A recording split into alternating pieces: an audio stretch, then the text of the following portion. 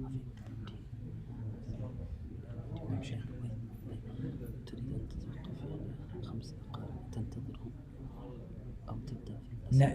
شيخ.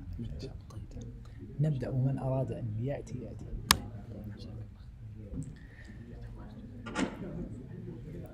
الحمد لله رب العالمين والصلاة والسلام على عبد الله ورسوله نبينا محمد وعلى آله وصحبه أجمعين. Ikhwani, I just want to make it very clear to everyone that this session is just a gentle Q&A session, and people are free, and the ones who want to sit at the back and drink tea, and there is no problem at all, because we were not scheduled to continue after Salat al-Isha. It was not our plan, but we just wanted to give the chance for anyone who wanted to ask some questions to ask. And the first question is that people were asking about joining Al-Madrasatul Umariyah. So Al-Madrasatul Umariyah is the institute that I teach at, along with Sheikh Abdul Rahman Hassan, and we teach a full student of knowledge program comprising of 7 masarat, 7 pathways. The pathways include Al-Aqidah wa Usul al-Din, Aqidah and the foundations of the religion. It also includes Al-Fiqh wa Usulihi, Fiqh and Usul. It also includes Hadith and Mustalah al-Hadith. It also includes Seerah and history. It also includes Ulum al-Lugha, the sciences of the Arabic language, and an Arabic language course. And it includes the Quran and the sciences of the Quran. This institute, inshallah, is online. There is no restrictions in joining, so anybody is welcome to join who wishes to join. I'm not saying that it's perfect for everybody. I think everybody should look at the program and decide for themselves what is right for them. There are many, many great institutes that are teaching both online and offline. Not every single institute is perfect for everybody, but it is an institute designed for serious students who are genuinely dedicated to study. And you can find out more about it by going to amauacademy.com. I better make sure I get that right, otherwise I get in trouble for getting the URL wrong, but I'm sure that's the right URL. amauacademy.com, and you can find out more about it. As for lessons for children, that is the lessons that are for specifically for small children, you can go to amaujunior.com, where we talk about the junior program, which is specifically for children, the virtual mentorship program. So that's to answer that question. I don't know with regard to the sisters if there is a way for them to get their questions to us. I would suggest the best option is if there is a sister who can text. She has, for example, maybe her husband or her brother or father is here in the audience, and she could text the questions of the sisters. That would probably be better, inshallah. We would love to give those questions priority. I don't know if there's any paper to write them down, but I'm sure we can figure out a way, inshallah ta'ala. Okay, so from the brothers, did anyone have, first of all, if we just start first of all with questions about the Ha'iyah. Were there anyone or any brothers who had questions about what we had read in the poem, or things they didn't understand? It's important, especially for the kids as well. Some of the kids were listening, maybe they didn't understand everything that was said, or maybe some of the young brothers didn't understand everything that was said. So if there's issues you didn't understand, this is your aqeedah at the end of the day. You have to ask about it. It's not something light or insignificant. Did anyone have any questions about the Hayya? Tafadhal, Shaykhna. With regards to the length, 1 month of the Hawd of Rasulullah in Jannah, Sallallahu alayhi wa sallam. mentioned the duration. However, the rule of 1 day of Allah Rabbul Izzat wa Jalal is equivalent to 1,000 years of the dunya. Does it apply same with that, 1 month duration? So the question that Sheikh gave for us is a very good question. We mentioned the hadith of the Prophet ﷺ where he said, طُولُهُ شَهْرٌ وَعَرْضُهُ شَهْرٌ. It is a month wide and a month long. Yani its length is a month and its width is a month. In another narration, there are 2 cities that are mentioned. What is mentioned is Aden in Yemen, and there is a city mentioned in Syria. It doesn't come to my mind the name of the city at the moment. If one of the brothers remembers it, let me know. There's between the city of Aden in Yemen and a city in Syria. And when you look at these 2, then the distance is a month's travel by the taqdeer, the way the Prophet ﷺ used to travel in those times. So for example, they used to travel by slow camel, or sometimes people used to walk alongside, and roughly to travel from that place to that place, if I'm not mistaken, Ayla, and anyways, it went out of my mind, between those two cities, or between Hadramaut, not between Aden, between Hadramaut and between a city in Syria, the distance between them is about a month's travel, and it would take you a month by slow camel to travel. As for the statement of Allah Azza wa Jal regarding 1,000 years and regarding 50,000 years, then the 1,000 years, which is the day in the sight of Allah subhanahu wa ta'ala according to the normal days, and the 50,000, which is of course the day of judgment, which is 50,000 years in length. And Allah Azza wa Jal knows best.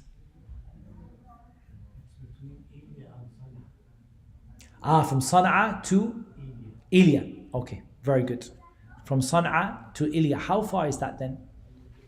How far is that? It's a month's travel for sure, but I want to know how far is it by hour. From Sana'a. I looked at it before.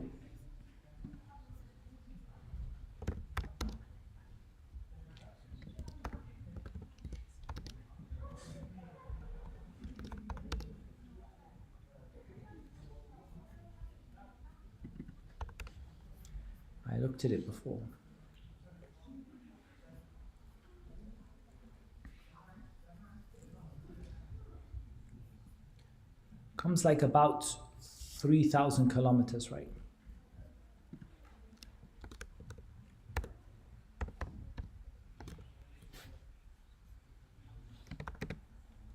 It's a bit less than that. So it comes to something like, it should come to like around 80 kilometers a day. That's Masirat al-Yawm, right? Is roughly 80 kilometers, roughly. So it comes to something like that. It's a bit short of 3,000 kilometers, which is in itself around about a month's travel if you're traveling 70 or 80 kilometers a day. No. Yes, Habib.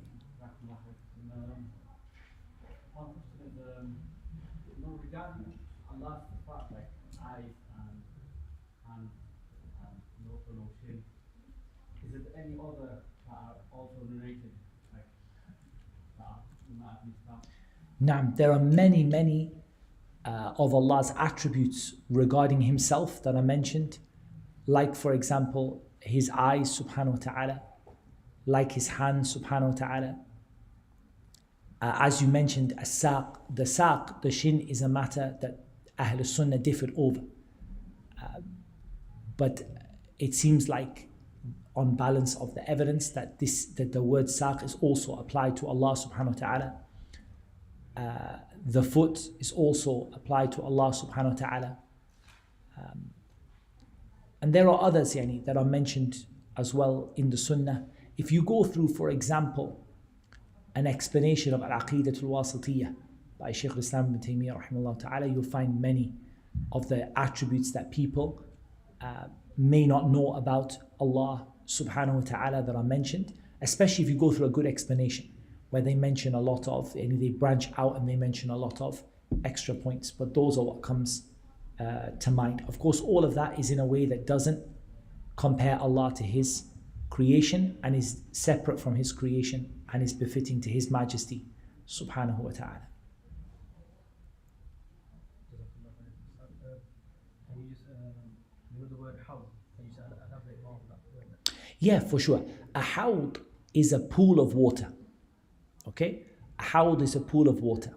Now, since this is water you drink from, I guess the closest word you could find in English is maybe a reservoir, like a pool of water that is fed by a river. And the Hawd is fed by a river. It's fed from Al-Kawthar. It's fed from the river of Al-Kawthar, which is the river of the Prophet ﷺ that he's been given in paradise. And Al-Kawthar, it means Al-Khair, Al-Kathir. It means a lot of goodness. Inna a'tainaka al-Kawthar, fasalli li rabbika wanhar. So the Kawthar, which is the river that is the source of the Hawd is like a reservoir of water that people drink from.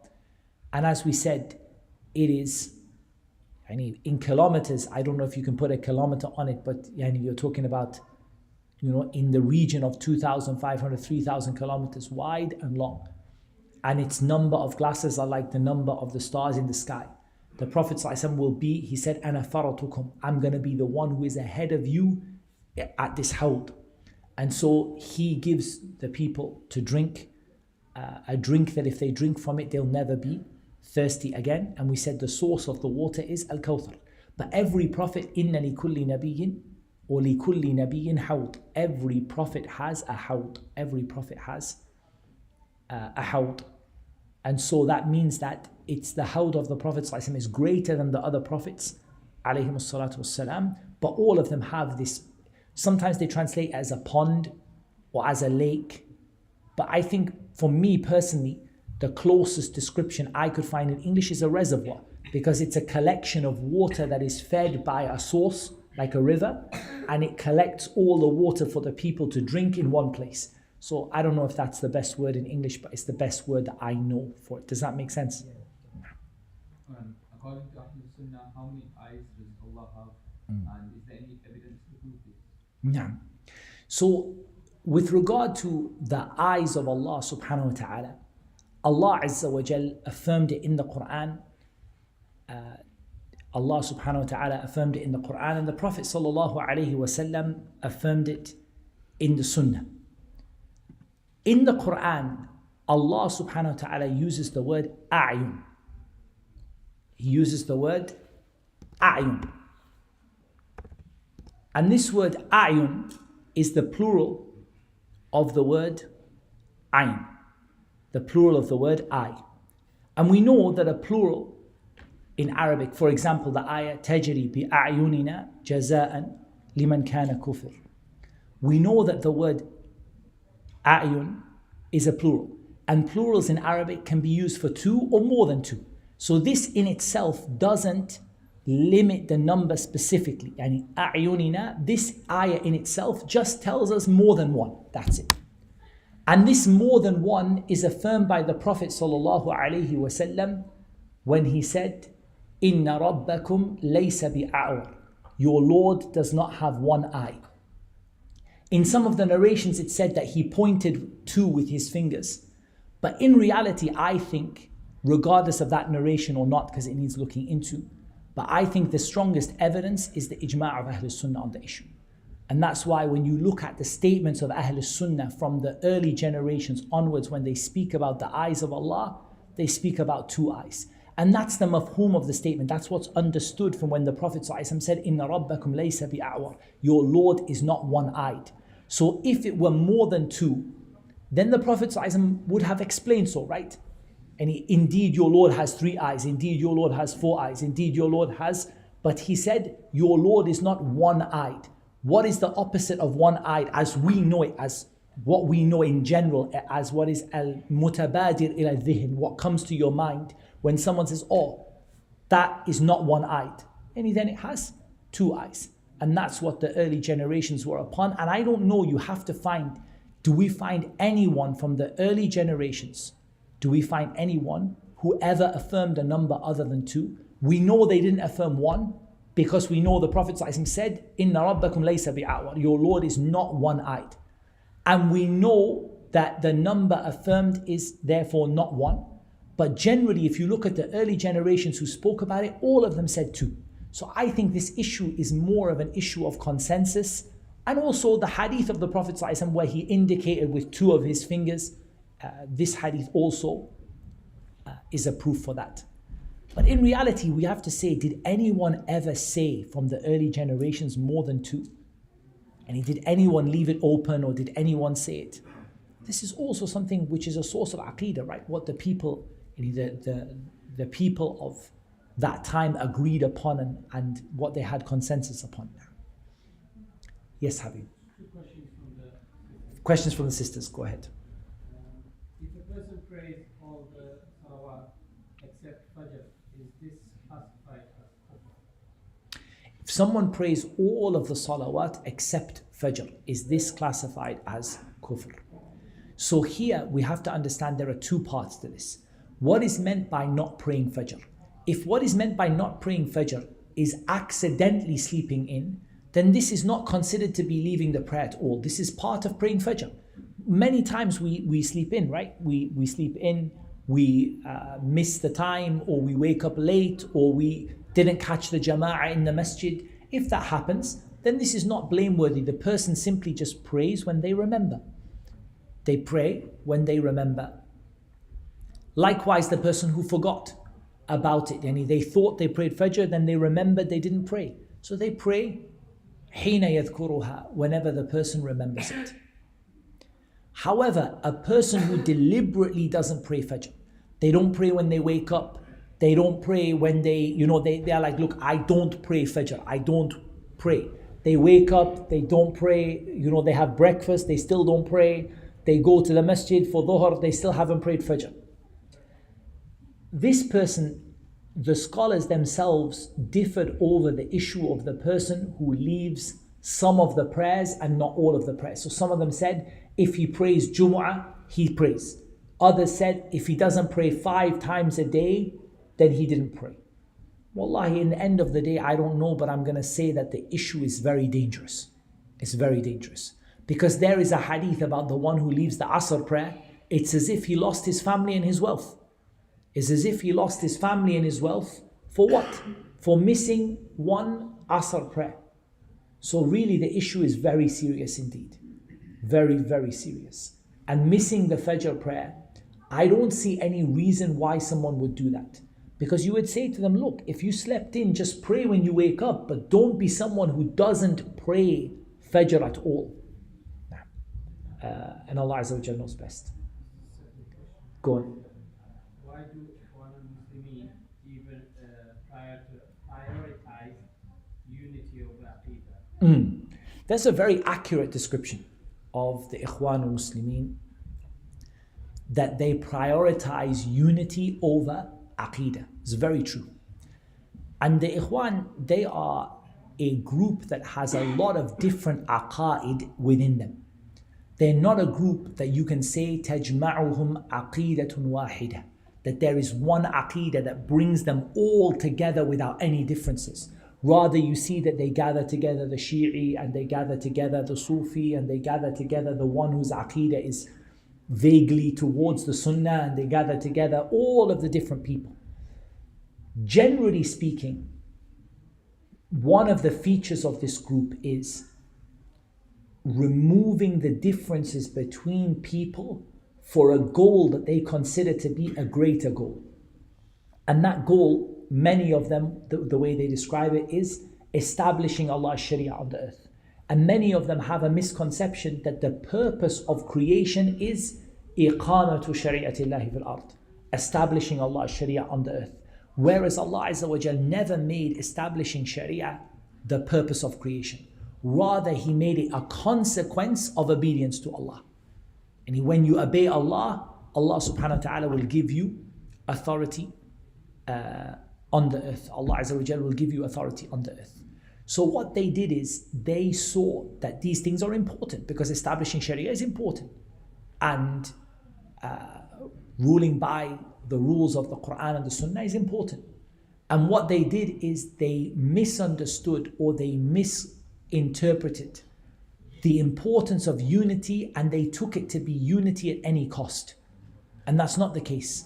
Rather, the unity which Allah mentions in the Quran is unity upon the Quran and the Sunnah. And that's why Allah Azza wa Jalla said, وَاعْتَصِمُوا بِحَبْلِ اللَّهِ جَمِيعًا وَلَا تَفَرَّقُوا. Gather all of you together upon the rope of Allah and don't be divided. So those who gather upon something other than the rope of Allah, it will not benefit them. I'm not sure if I can answer the reason why that happened, or the reason for that deviancy.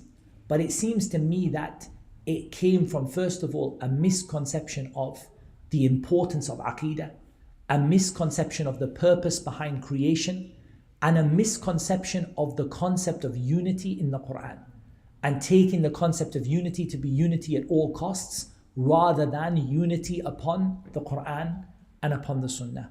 That is the best of what I know about that question, and Allah Azza wa Jalla knows best.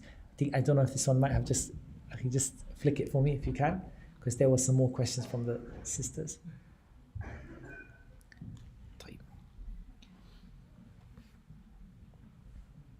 I'm going to focus on the questions that were first of all connected to the dars.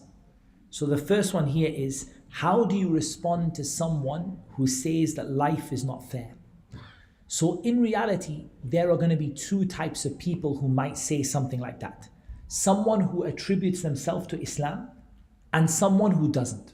So you have someone who attributes themselves to Islam, and they're a Muslim and they say life is not fair. This person, you need to remind them of the evidences in the Quran and the Sunnah that prove that everything Allah Azza wa Jal does is fair and just. وَمَا رَبُّكَ بِظَلَّامٍ لِلْعَبِيدِ. Your Lord will never oppress His servants ever. And say to them, if you believe in the Quran, you must believe in what Allah said. When Allah said, وَمَا رَبُّكَ بِظَلَّامٍ لِلْعَبِيدِ, your Lord never oppresses anybody. And then you tell them that Allah Azza wa Jal said about Himself, حِكْمَةٌ بَالِغَةٌ فَمَا تُغْنِ النُّذُرُ. Allah has infinite wisdom. And so when the person understands that Allah has infinite wisdom, and they understand that Allah is never unfair, then you say, okay, now we have to answer for you the question of what? We have to answer for you, why do things happen in this life that themselves, Allah doesn't love them, or Allah subhanahu wa ta'ala is not pleased with them. We responded to this in the previous video in detail, the video that was done in Manchester. We responded in some detail. But here I would just like to highlight one thing. Is the purpose of this life for everything to be fair in this life? Or is the purpose that Allah subhanahu wa ta'ala will reward the people who do good in the hereafter with the good they did, and that Allah will punish the wrongdoers with the wrong that they did? A lot of people, I believe, who are not Muslim, the real reason they say life is not fair is because they don't believe in the Akhirah. And if they believed in the Akhirah, they would never say that life is unfair. Because for them, the only concept of fairness they have is, I'm a good person today, why do I not get my prayer answered today? And that is something which comes from not believing in the last day. We did answer in detail the issue of what people call mushkilatu shar. Why does evil exist? We answered it in lots of detail in the previous video that came from Manchester, the Ha'iyah part 1. How do you command good and forbid evil within the family or with your family members? The best method of commanding good and forbidding evil is what the Prophet ﷺ said, in which he said, من رأى منكم منكرا فليغيره بيده فإن لم يستطع فبلسانه فإن لم يستطع فبقلبه وذلك أضعف الإيمان. Whoever of you sees an evil, let him change it with his hand, and if he can't, let him change it with his tongue, and if he can't, let him hate it in his heart, and that is the weakest of Iman. And so that means if you have authority to change something physically, you should change it physically. If you have authority to change it, you don't have authority to change it, and you try to involve someone who does. If you can't do that, and you have the knowledge to be able to respond to it, then respond to it. And if you can't do that, try to call someone who does. And if you can't, because you don't have authority, and you cannot call someone who has authority, and you don't have knowledge and you can't call someone who has knowledge, then in the end of the day, hate it in your heart and act upon that hatred. What does it mean to act upon that hatred? It means to act upon that hatred that you distance yourself from it. You keep yourself away from it. So with regard to family, you have to be careful not to cut ties with your family. فَهَلْ عَسَيْتُمْ إِن تَوَلَّيْتُمْ أَن تُفْسِدُوا فِي الْأَرْضِ وَتُقَطِّعُوا أَرْحَامَكُمْ. You mustn't cut off your ties with your relatives. But what you must do is, if you have authority, say example, your children. My child is watching something haram on his phone. What do you have the authority to do? You have the authority to take the phone from the child, because you're a child at the end of the day. You can take the phone from them and remove it from their hand. You didn't do anything wrong.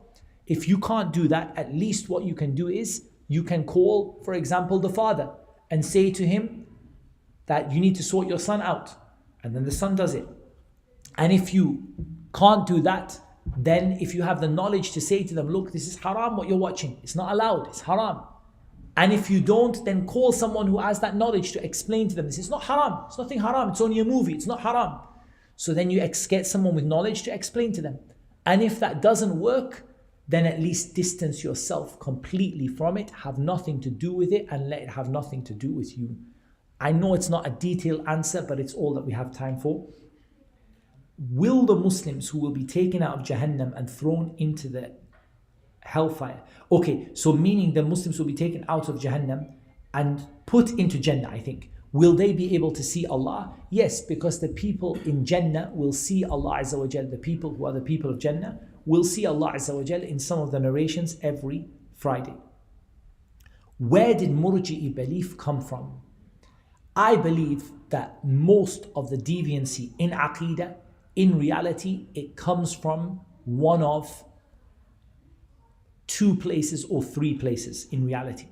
Most of it comes from al-Yahuda wa nasara, the Jews and the Christians. Because the Prophet ﷺ said, لَتَتَّبِعُنَّ سَنَنَ مَنْ كَانَ قَبْلَكُمْ. You will follow the ways of the people who came before you. And Allah Azza wa Jal said, غَيْرِ الْمَغْضُوبِ عَلَيْهِمْ وَلَا الضَّالِينَ. And the Prophet ﷺ said about them, al-Yahud wa nasara. They are the Jews and the Christians.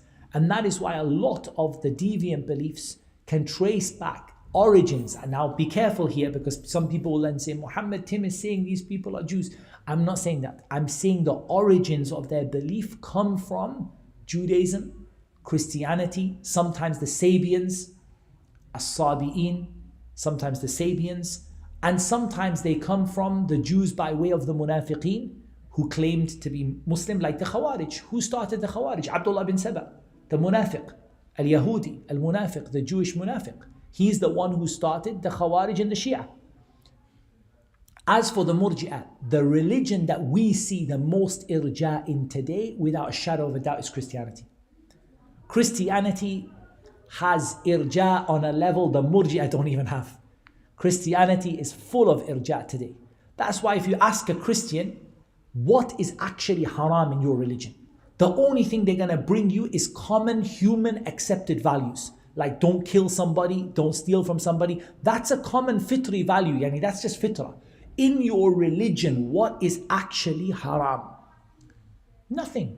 That's why they invite them to church, they steal, they kill, they commit zina, they do whatever. They don't care, because for them, they don't have a concept of haram in their religion at all. Generally speaking, they don't have food that's haram, they don't have drink that's haram, they don't have relationships that are haram, for the most part. Not every sect, but the vast majority, alhamdulillah. The vast majority of Christian denominations have massive, massive irja in their beliefs.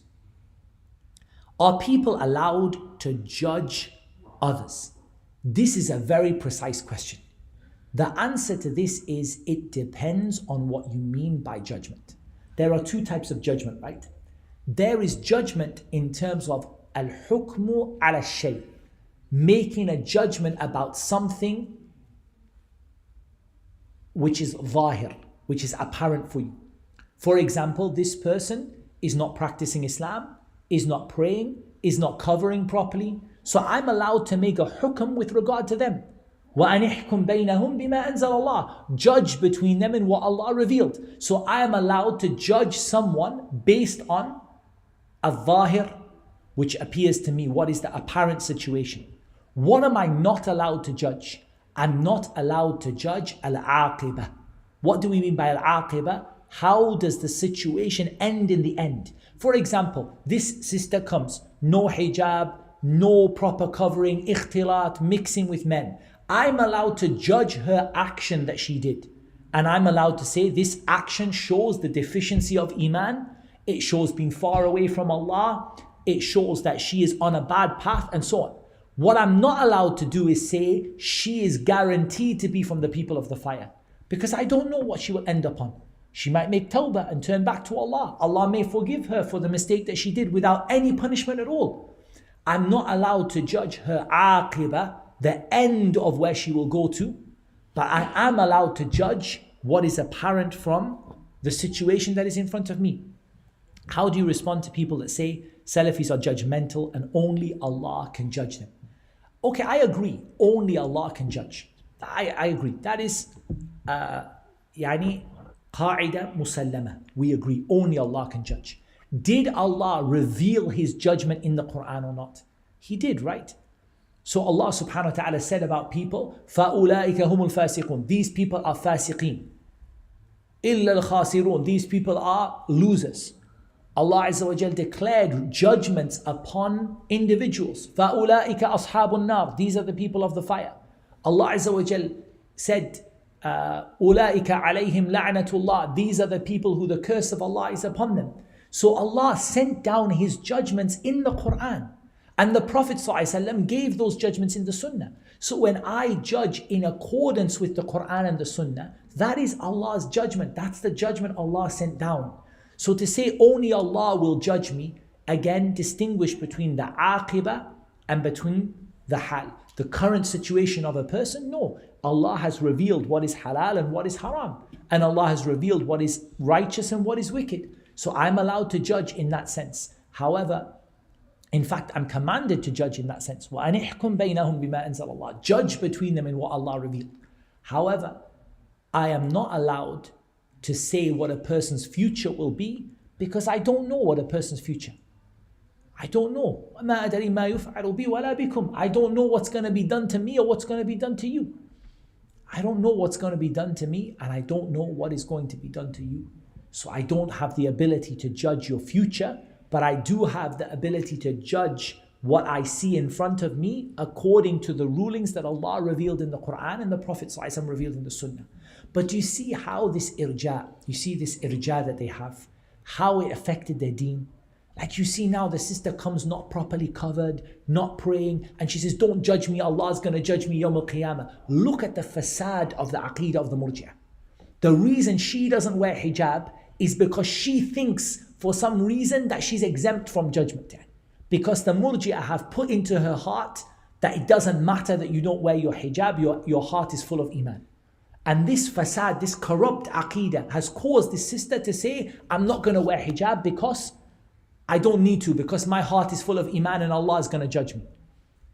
This is the corruption of the aqeedah of the Murji'ah that has ruined many, many people. We see online, social media, people making comments like that. Oh, you people are just judging us. Allah is the one who's going to judge me. Allah is going to judge you according to what Allah Azza wa Jalla revealed to us in the Quran and in the Sunnah. So don't let the shaitan make an excuse for you. Rather strive to work as hard as you can to obey Allah as much as you can. And if that sister held up her hand and said, Wallahi, I'm sinful. I'm making mistakes. I'm trying my best. Allah forgive me. I wish and hope Allah will forgive me. We would say, you're completely right. I have nothing wrong with that. And she says, I'm trying my best. I know I'm falling short, but inshallah, I'm going to do it. I'm going to try. There would be nothing wrong. But this belief of the Murji'ah has convinced her that it's okay to be like that and that Allah Azza wa Jal will judge her and that she has nothing to worry about and so on. So that's why the author said about the Murji'ah, لَعُوبًا بِدِينِهِ. This person plays a joke with their religion. Because in the end, there's nothing left of the religion once you remove actions from Iman. A person is willing to do any kind of sin and will continue to say, Allah is the only one who's going to judge me. You don't know what's in my heart, and so on and so forth. We go very quickly. We don't want to stay all night for the brothers. It's long for the brothers, but we have about 4 questions, inshallah. So, tfaddal akhi al-kareem. We'll go around like that, inshallah. Well, yeah. One of them asking about the narration which talks about Allah having 2 right hands. Yeah, that the narration is authentic about وَكِلْتَ يَدَيْهِ يَمِينٌ. Both of the 2 hands of Allah are right hands. How is that? We don't know because Allah hasn't told us, right? So we know what a right hand is and we know what a hand is, but we don't know how that applies to Allah subhanahu wa ta'ala because Allah, there is nothing we can compare Allah to. And Allah has only told us a limited amount of information. But we know وَكِلْتَ يَدَيْهِ يَمِينٌ. Both of his 2 hands are right hands. That's what we know. That's what the Prophet ﷺ said. So we take that narration. That's what we believe about Allah. We understand it in a basic sense. But how it applies to Allah subhanahu wa ta'ala, no one knows that except Allah. Allah has only told us a limited amount of information about it. Does that make sense? Okay. وَإِيَّاكُمْ. Yeah, of course you can. تفضل. You know, when in response to those who say that ascension is actually istawda, and you respond by saying that, then it would mean that it wasn't conquered. Doesn't that give them room to say that then ascension would mean that he was below and then he became above? So there's no doubt there's an interesting point in this issue about the sifat of Allah that are fi'liya, the actions of Allah Azza wa Jal. And that is that Ahlul Sunnah say Allah has always been able to do those actions and has always been described with them. So there was never a time when Allah was not described with al-istiwa, with rising. But Allah does whatever He wants, whenever He wants. So it is for Allah subhanahu wa ta'ala to ascend whenever He wishes. And it is for Allah subhanahu wa ta'ala to descend whenever He wishes. That is, like Allah said, فَعَالٌ لِمَا يُرِيد. Allah does whatever He wants. So that's the first point to make very clear, because this is the first area of confusion about the sifat of Allah, which are fi'liya, the actions of Allah, is that people say, when you say that Allah subhanahu wa ta'ala rose, you must have meant that He had not risen before. Rather, this is the same as Allah's kalam. Allah has always been described with speech, and He speaks whenever He wants, however He wants, subhanahu wa ta'ala. That's the first point. The second point is the attributes of Allah don't contradict each other. So, whether Allah Azza wa Jal, or when Allah subhanahu wa ta'ala chose to rise above the throne in the way that befits His majesty, whenever Allah subhanahu wa ta'ala chose to do that according to His infinite wisdom and infinite knowledge, Allah subhanahu wa ta'ala never ever did He remove from Himself the attribute of highness. Never. So Allah subhanahu wa ta'ala has always been Al-Ali, Al-A'la, Al-Muta'al, the Most High. And so if we say that this doesn't contradict this, and the nuzul of Allah Azza wa Jal, the descent of Allah, does not contradict His highness.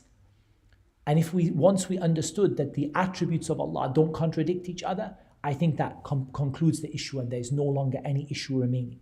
Because Allah Azza wa Jal istawa ala arshihi. He rose above His throne in a way that befits His majesty, but He was always, number one, He was always Al-Ali, Al-A'la, the Most High. And number two, Allah subhanahu wa ta'ala has always been able to rise above the throne or above whatever He wishes, subhanahu wa ta'ala, in the way that He wants. But He does what He wants when He wants, subhanahu wa ta'ala, for a wisdom that is with Him. And I think those two answers answer that issue.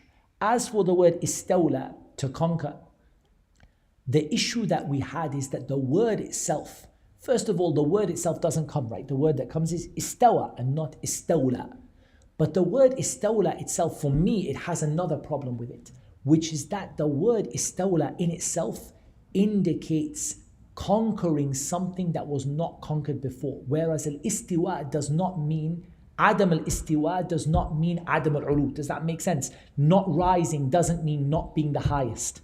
Does that make sense? I mean, the fact that Allah Azza wa Jal rose or didn't rise doesn't negate His highness. Whereas the concept of istila or istawla, that I worry about it, that the indication is that dominion didn't belong to Allah and then it belonged to Him subhanahu wa ta'ala. In any case, the word is not the word that came in the Quran, and Allah Azza wa Jal knows best. وإياكم. Yes, Habib, تفضل. وفيكم بارك الله. I just wanted to ask about what are the conditions of Tabdi, and the group that make Tabdi Wallahi, Tabdi' is a serious issue, and it deserves, to be honest, a lesson by itself. It really does. It deserves a lesson about the dawabit and the qawa'id of Tabdi'. Because in reality, if we blame the Khawarij and we say that the Khawarij, one of the main things they fell into is takfir of the Muslims without knowledge, then a lesser form of that is tabdi' of the Muslims without knowledge, right? To declare the Muslims to be innovators without knowledge and without evidences. Or if we say, and I think the way that Ibn Abi Dawud explains it is brilliant. He talks about the Khawarij and he talks about ma yahwa, the hawa, yani making takfir based upon your desires. So if tabdi' also becomes based upon desires, this is also very problematic. If somebody is declaring other people to be innovators based upon desire or based upon partisanship or based upon blind following. This is also, and in reality, it's a lesser form of what the Khawarij did, right?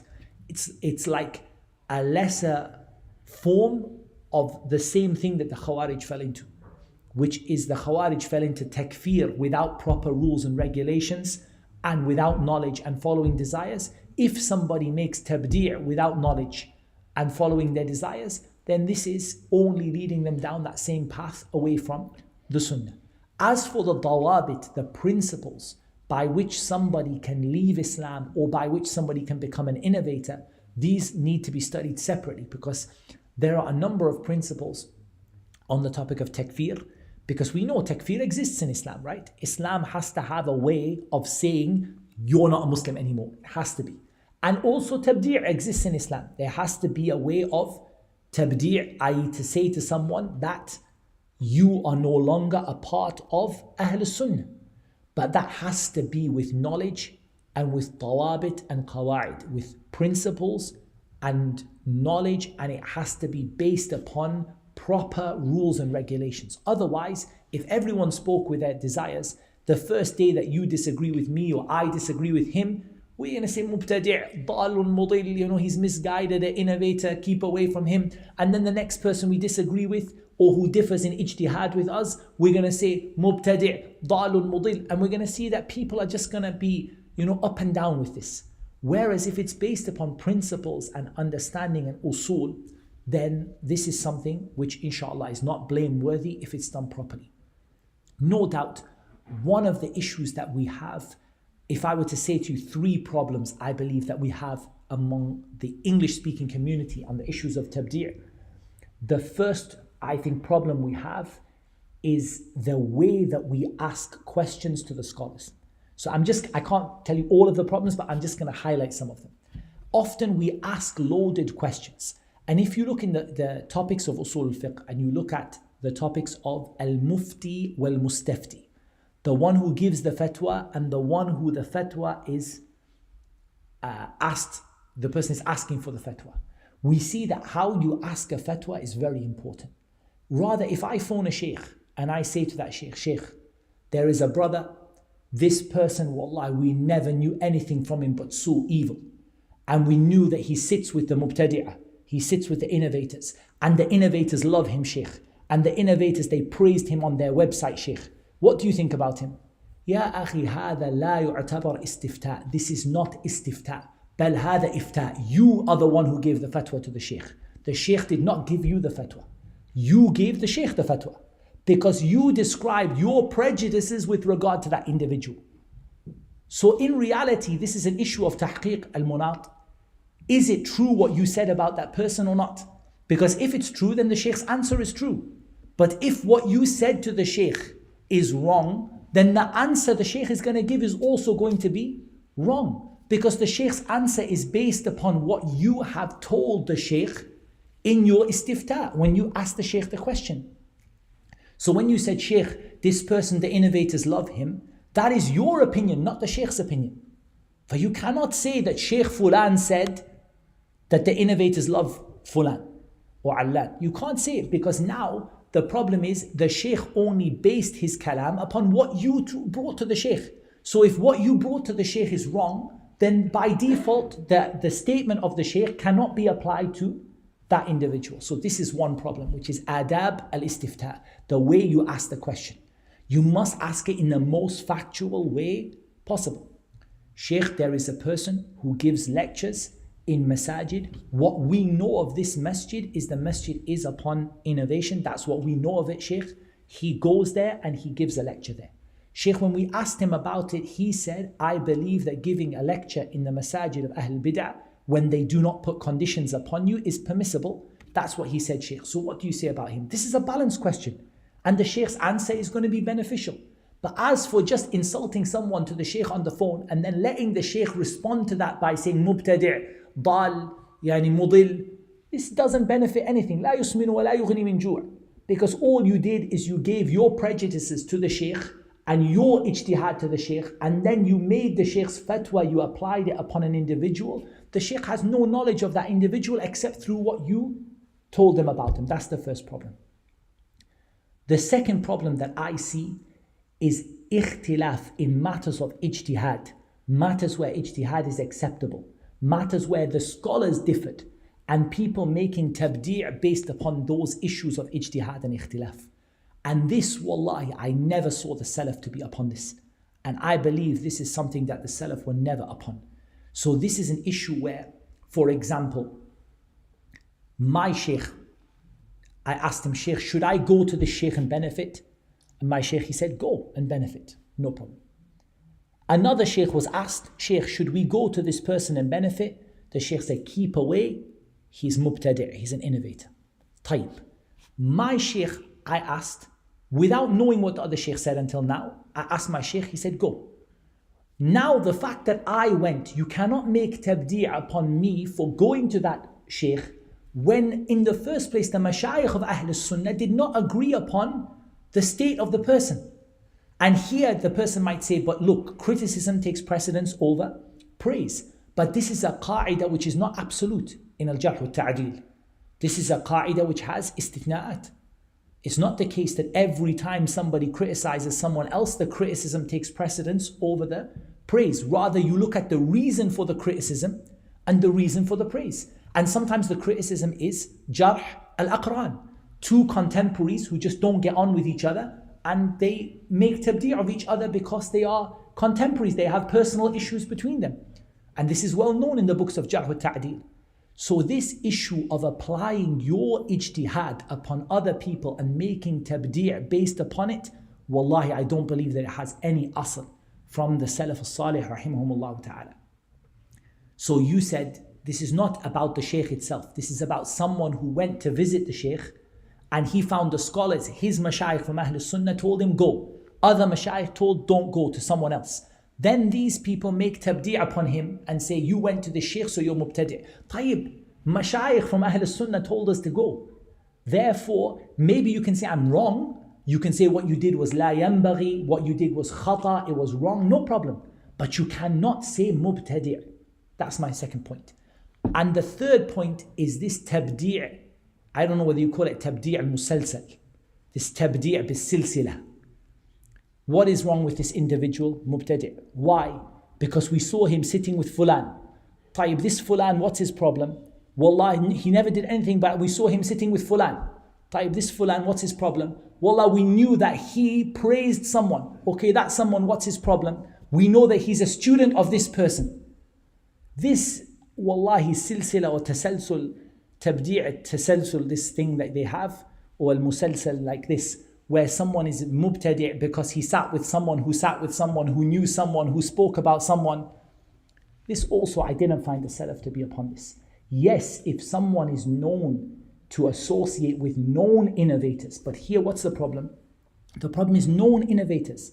The problem is not that we differ over. For example, they say Muhammad Tim, don't sit with him, because Muhammad Tim is known to sit with the innovators. Tayyib, who are the innovators that Muhammad Tim sits with? Are they people that the whole of Ahl Sunnah agreed upon them being innovators, or there is a matter of ijtihad where some of the mashayikh approved and some disapproved, some didn't approve? Again, this is an issue which comes back to some of the qawa'id of usul al-fiqh, which the students need to be aware of. So I see these three things to be big problems. In reality, we know people make mistakes. Du'at make mistakes. I have been in masajid, لو استقبلت من أمري ما استدبرت, I would never go to that masjid again. Wallahi. I've been to a masjid and given a talk, Wallahi, لو استقبلت من أمري ما استدبرت, I would never ever go again. And I've sometimes met people, sometimes without a choice. Someone said the other day, we saw, so it was a sheikh in your video, he came in and he sat. I didn't even know anything about it. The person came and Assalamu alaikum, wa alaikum salam, how are you, Sheikh? Wallah, this is a Sheikh, okay, nice to meet you, Sheikh. We don't even know who the person is. And he said, he was seen with al-mubtadi', and Fudayl ibn Iyad said, and Ya akhi, irham nafsak. Be merciful on yourself before you're merciful on your brother. To first of all find out what the situation was. Ya ayyuhalladhina amanu in ja'akum fasiqun binaba'in fatabayyanu an tusibu qawman bijahalatin fatusbihu ala ma fa'altum nadimin. That's what we see. So these are three big things that I see where people make mistakes. Otherwise, tabdi' is a part of Islam. We have to defend Islam from those things that go against the Sunnah. And we have to defend Islam from those people that go against it. And I don't sit here and say to you that your brother got everything right and he only sat with the people who were upon the way of the Salaf as-Salih every time. La, rather he might have sat with somebody. Tomorrow that person did something different and changed. And the people who accuse you, they are not innocent of this. We say to them, please don't throw stones from glass houses. Because you people yourselves fell into the exact same thing that you said about us. The same thing, word for word and copy for copy.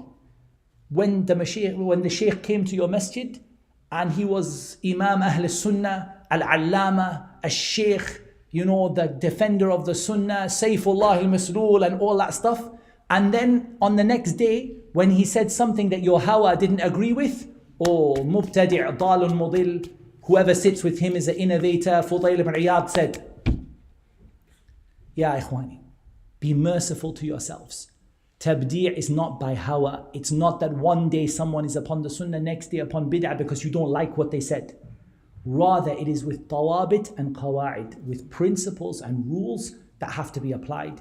And that is what Allah Azza wa Jal made easy for me to mention on that issue, and Allah knows best. But it needs not just a muhadara, it needs muhadarat, lessons on that topic from the senior mashayikh who've spoken about it. Maybe we can translate some of the things they've written about the rules and regulations of these statements, and that it's not based on people's desires. نعم شيخ. كيف أنا ما أعرف بالإنجليزي. تفضل شيخنا الله يبارك. كيف نثبت للإخوان أن ليس كل من يأتي من الخليج هو من الإخوان، خصوصا مشايخ جمعية حياة التراث. كيف نثبت للإخوان هنا في بريطانيا أن ليس كل من شيخ أو علامة يأتي من الخليج هو من الإخوان، فبالتالي ابعدوا عنه. نعم شيخ. خصوصا حياة التراث. So, Sheikh asked a very important question. Really, it's a misconception people have, which is the issue that not everyone who comes from the Kharij, for example, in general, wallahi, I believe this issue comes back to the statement of Allah Azza wa Jalla, يَا أَيُّهَا الَّذِينَ آمَنُوا إِنْ جَاءَكُمْ فَاسِقٌ بِنَبَإٍ فَتَبَيَّنُوا وَفِي قِرَاءَةٍ فَتَثَبَّتُوا. Make sure of the news you receive before you accept it. One of the problems I see is that a habit we have in these days is everyone that we disagree with becomes ikhwani. Everyone. Ya akhi, somebody, the ikhwan, they have usul, they have sifat, they have characteristics. But sometimes it became everybody that we disagree with in anything, we just put that label on them. And sometimes that label actually causes so much harm because it causes us to be ignorant of the real harm that comes from that group. Because that name just became put upon everybody who doesn't agree with us. Wallah, ikhwani. You must be careful about what you attribute to people, and you must be careful about the judgments that you make. And of course, like the brother said, you must be careful that not everybody who came necessarily from the Kharij, who is sitting in front of you, is necessarily a part of that group. Rather, you have to make sure of things. You have to ask people about things. For example, we said someone is seen sitting next to someone. Tayyib, did you ask him, Akhi, what made you sit next to that person? Maybe he says, Wallahi, I didn't even know who the person was. I sat down and someone came and sat next to me. I said, Salaam alaikum wa alaikum salam. And then someone, took a picture or video and then they said like that. So you have to verify the news that comes to you. You have to be careful not to put labels on people that are not realistic or true. And be careful about just slapping a label on somebody that is not realistic or true. Because what you do is you devalue the danger of that bid'ah in the eyes of the people, because what you do is you apply it to everybody, like the boy who cried wolf. Everybody, wolf. So when the real wolf comes, you don't recognize it. And this is the same problem when you ikhwan upon everybody that disagrees with you and everybody that has a different fiqhi opinion to you and everybody whose shaykh is not your shaykh. And then in the end of the day, when the real issues come from that group, you're not aware of them because you plastered that name upon everybody that went against you. Rather, one of the things we learned from Shaykh al-Islam Ibn Taymiyyah rahimahullah ta'ala, I really benefited immensely from what the Shaykh did, is that Shaykh al-Islam is very precise in what he says. Ad-diqqa fil alfaz.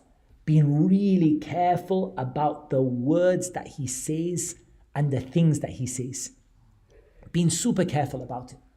And be careful when you put a label on someone that that label is actually correct for that person. Otherwise, if the person, for example, has another problem, give it the correct name. Give each problem its correct name. And Allah Azza wa Jalla knows best. I think inshallah we have to stop now. We went for a long time and there's other brothers who are waiting for me as well. Wallah, we're keeping them waiting. Yes, last question, Habib. Tafadhal. The after judgment day, the Muslim will go to Jahannam. Will they remain there forever, or after their punishment or end of punishment they will go to? This is a Muslim who Go to Jahannam, Okay, very good. So a Muslim who goes to Jahannam, if they died as a Muslim and Allah accepted their Islam, they will not stay in the hellfire forever. They will go to Jannah. They will go to Jannah after their punishment. So some people, Allah will forgive them automatically. And some people, they say, they are forgiven because they have so many other good deeds, Allah forgives their sin. Or Allah forgives their sin because of al-masa'ib al-mukaffirah. The calamity happened to them, they got sick, they had a problem in their life, so Allah forgives them. Some people, Allah forgives them from His mercy alone. And other people, Allah punishes them, but if He punishes a Muslim, he will not remain in the hellfire forever. That's what Allah Azza wa Jal made easy for me to mention. And Allah Azza wa Jal knows best. والصلاة والسلام على نبينا محمد وعلى آله وصحبه أجمعين.